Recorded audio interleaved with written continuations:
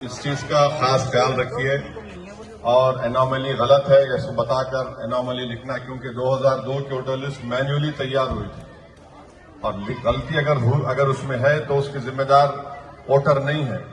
تو امید کرتے ہیں کہ election commission of India anomaly کے اوپر نظر ثانی کرے گی، اس کو ریویو کرے گی، کیونکہ والد والدہ میں 15 سال کا ایج کا فرق ہے. غلطی آپ کریں. اگر کسی کے 6 بچے ہیں تو اس میں کوئی قانون تو نہیں ہے کہ 6 بچے رہے تو کوئی ووٹ نہیں ڈال سکتا. نریندر مودی کے خود بھائی بہن ملا کر 6 ہے، امت شاہ کے بھائی بہن ملا کر 6 ہے، یوگی آدتیہ ناتھ کے بھی پورے پریوار کے لوگ 6 ہے.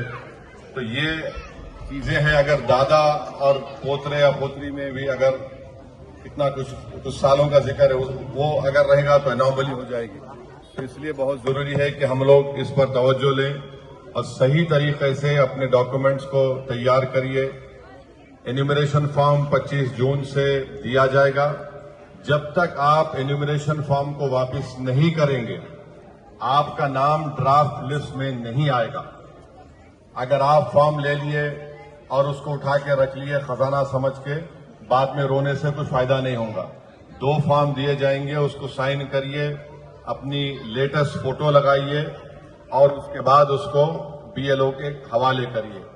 اگر کسی کے پاس ان کا ایڈریس کہیں اور تھا، آپ کہیں اور رہ رہے تو فارم نمبر 8 ڈالیے. اگر کسی کا نام ووٹر لسٹ میں نہیں ہے تو فارم 6 ڈالیے. یہ تمام چیزوں کو غور سے، احتیاط سے، سنجیدگی سے کام لیجئے. ایسا بولنا ارے نہیں ہوتا نہیں تو آپ کا نقصان ہوگا. نقصان ووٹ ڈالنے سے بڑھ کے آپ کی شہریت پر ایک کوسچن مارک، ایک سوالیہ نشان اٹھے گا. اور اس ملک میں ایسی طاقتیں ہیں جو غریبوں کو، دلتوں کو، مسلمانوں کو اسٹیٹ لیس بنانا چاہتی ہے کیونکہ ان کا نام ووٹر لسٹ میں نہیں آیا. تو میں یہ ڈرانے کے لیے نہیں کہہ رہا ہوں، یہ حقیقت ہو رہا ہے. خدا یہ ہو رہا ہے، ہم نہیں چاہتے. اس لیے آپ تمام سے میری اپیل ہے کہ تلنگانہ میں، اس کے بعد مہاراشٹرا میں، پھر دلی میں، ابھی اتراکھنڈ میں بھی چل رہا ہے. تو ان تمام جگہ پر وہاں کے قوم اور ملت کے ذمہ داروں کو، سوسائٹی کے ذمہ داروں کو اس پر محنت کرنے کی ضرورت ہے. کاسٹ سرٹیفکیٹ ہے لگائیے، SSC انٹر ڈگری کا سرٹیفکیٹ ہے اس کو لگائیے.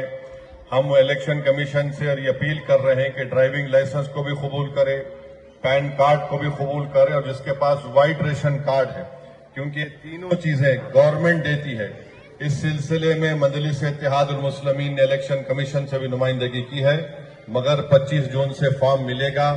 فارم کو لکھیے، سائن کریے، واپس کریے. اگر ہسبینڈ نہیں ہے تو بیوی شوہر کی طرف سے سائن کر کے لکھ سکتی کہ میں فلاں شخص کی بیوی ہوں.